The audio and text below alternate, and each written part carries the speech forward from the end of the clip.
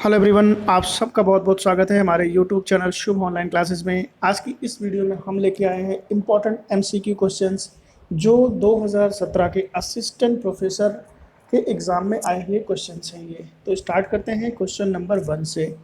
The time duration of fourth 5 year plan in our country was. अपने देश में चतुर्थ पंचवर्षीय योजना की समयावधि थी। ऑप्शन नंबर ए है 1966 से लेके 1971। ऑप्शन नंबर बी है 1969 से 1974। ऑप्शन नंबर सी है 1970 से 1975 और ऑप्शन नंबर डी है 1967 से 1972। इसका जो सही ऑप्शन है वो है ऑप्शन नंबर बी 1969 से 1974, जो हरित क्रांति के लिए जाना जाता है। तो जो फोर्थ ईयर का 5 ईयर प्लान है वो फोर्थ 5 ईयर प्लान जो है वो 1969 से 74 तक था। क्वेश्चन नंबर 2 है the prime objective of economic activity is. आर्थिक क्रियाओं का मूल उद्देश्य है। ऑप्शन ए पॉलिटिकल एडवांटेज, जिसे हम कहते हैं राजनैतिक लाभ। ऑप्शन नंबर बी है इन्वायरमेंटल इम्प्रूवमेंट, जिसे कहते हैं पर्यावरण सुधार। ऑप्शन नंबर सी है प्रॉफिट अर्निंग, लाभ अर्जन। और ऑप्शन नंबर डी है सोशल डेवलपमेंट। इसका जो सही ऑप्शन है वो है option number C profit earning. Next question है question number 3। Life expectancy term is used for, जिसे हम कहते हैं जीवन प्रत्याशा शब्द का प्रयोग होता है। Option number A standard of living. Option number B poverty. Option number C income और ऑप्शन नंबर डी है एज। पावर्टी यानी जीवन प्रत्याशा जो शब्द है ये वर्ड यूज़ किया जाता है एज के लिए। तो राइट ऑप्शन क्या होगा इसका? Option number D. Question number 4 है mixed economy is term as coexistence of the following. मिश्रित अर्थव्यवस्था निम्न के सह अस्तित्व को कहा जाता है। Option A public private and cooperative sector. Option number B public and cooperative sector. Option number C private and joint sector और ऑप्शन नंबर डी है agriculture and industrial sector.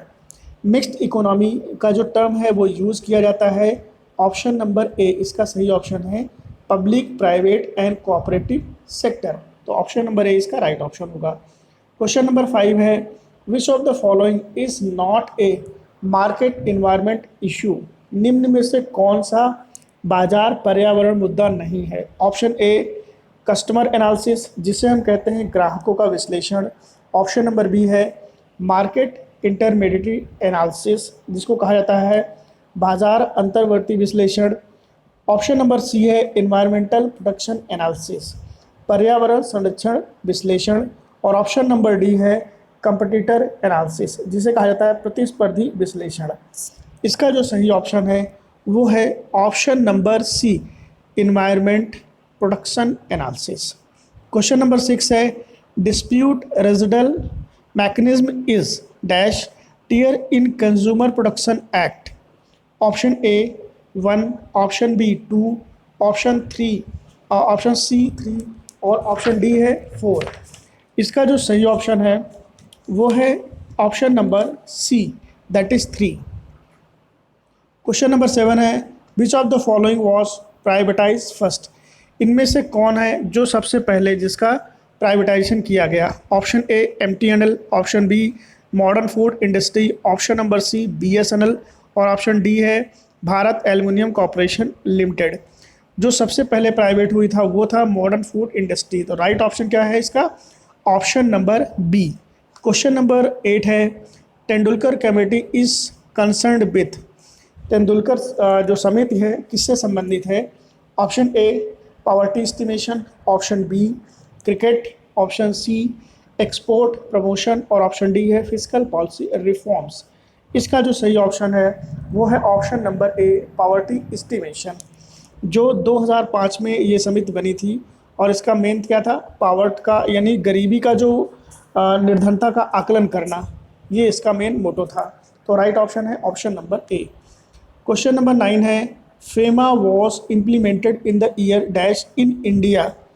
FEMA Bharat में डैश वर्ष में लागू किया गया। Option A 1998, option B 2000, option C 2001 और option D है 2008।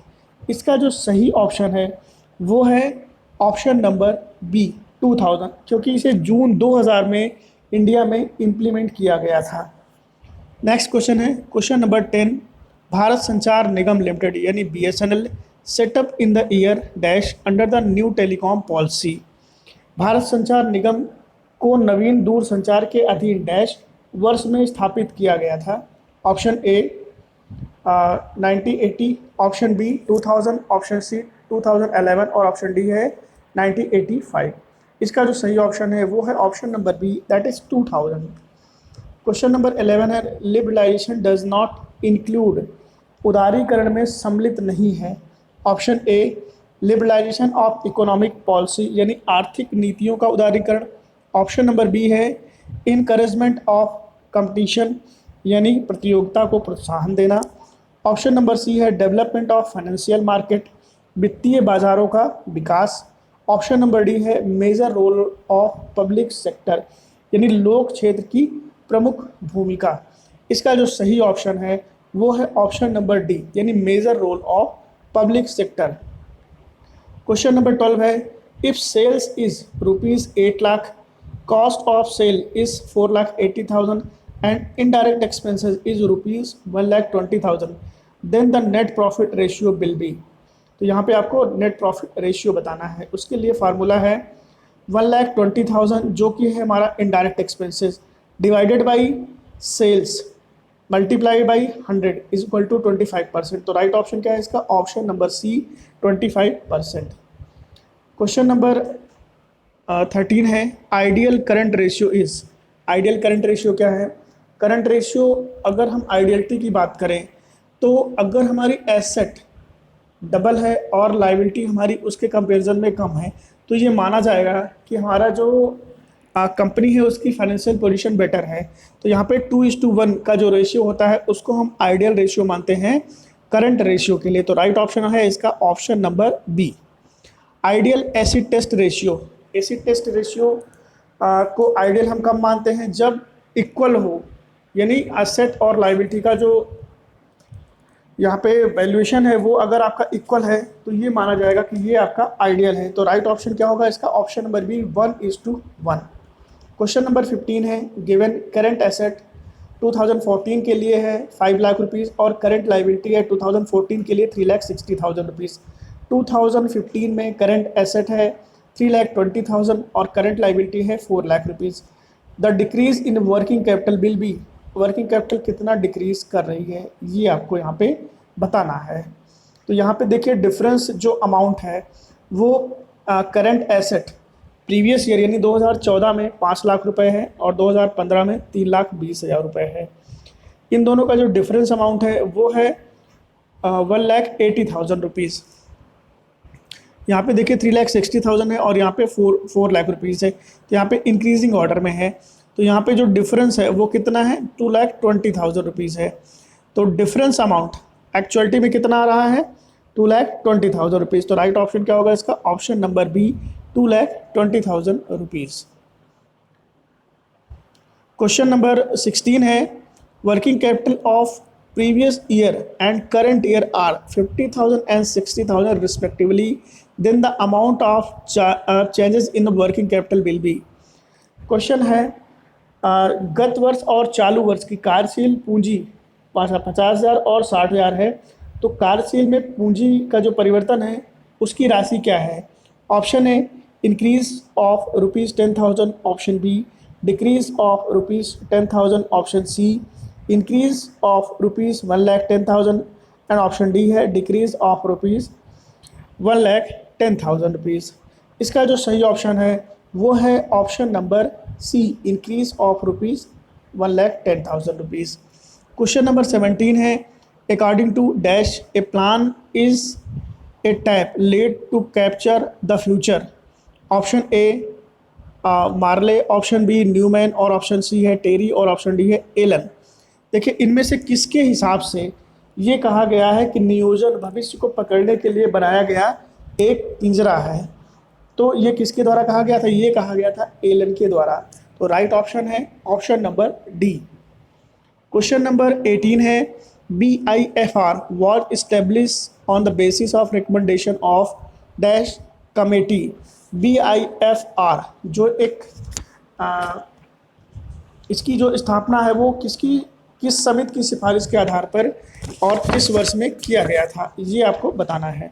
ऑप्शन नंबर ए है गोस्वामी, ऑप्शन नंबर बी है Manmohan Singh, option number C है रंगराजन और ऑप्शन नंबर डी है तिवारी।